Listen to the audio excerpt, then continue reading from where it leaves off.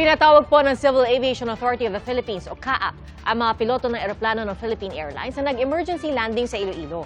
Ayon po sa PAL, kinailangan nilang i-divert ang flight sa Iloilo bilang bahagi ng safety protocol matapos makaranas ng tinatawag na pressurization indication. Saksi, si Katrina Son.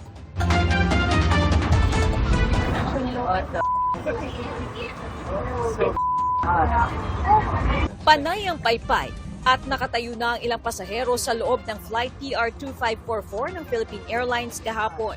Maya-maya, biglang may inanunsyo ang piloto. Before lining up on our aircraft on the runway, we have a multiple problem on our air condition system. I have only 1 minute to decide either to return back to the ramp and disembark the passenger or either to take off.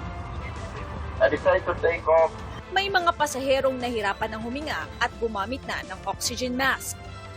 If any emergency, we will divert either sa Iloilo or Mactan, Cebu. Nag-emergency landing sa Iloilo International Airport ang eroplanong mula Dumaguete City at papunta sanang Maynila.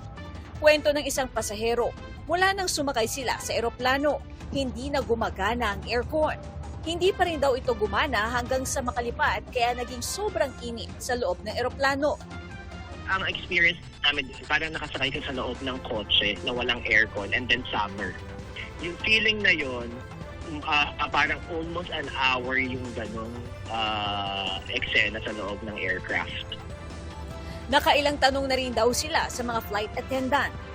Wala talaga mabigay na exact information, even the flight attendants or the cabin crews. So, ang sinasabi lang sa amin is they just apologize kung ano yung mga na-experience namin.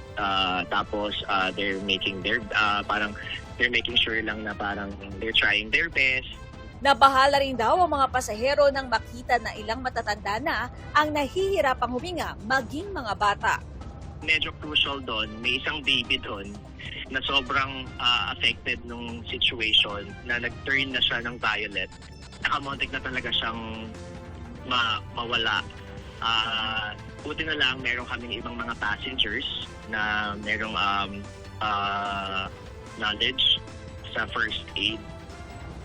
Nakadagdag takot naman ang paglapag ng eroplano para sa isa pang pasahero na 7 buwang buntis. Ayon kay Elaine, mabilis at puno ng turbulence ang emergency landing nila. Dahil mainit sa loob ng eroplano, marami sa mga nakatatandang pasahero ang kinailangan ng tulong paglapag. Sa inilabas na statement ng Philippine Airlines, sinabi nitong nakaranas ang PR-2544 ng pressurization indication, kaya kinailangang i-divert ang flight sa Iloilo bilang bahagi ng safety protocol. Ligtas naman daw na nakalapag ang eroplano. Batid daw ng PAL na naging mahirap ang sitwasyon sa mga pasahero at nagbigay raw sila ng assistance sa mga pasahero at crew. Kinumpirma rin ng Civil Aviation Authority of the Philippines o CAAP ang insidente. Ligtas din daw ang mahigit 100 pasahero kabilang ang 3 sanggol. Agad din daw na nabigyan ng tulong medikal ng airport medical personnel ang mga pasahero.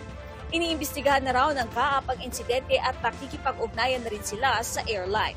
Ipinatawag na rin ang mga piloto sa naturang flight para mag-report sa kanilang Flight Standards and Inspectorate Service. Ako si Katrina Son, ang inyong saksi.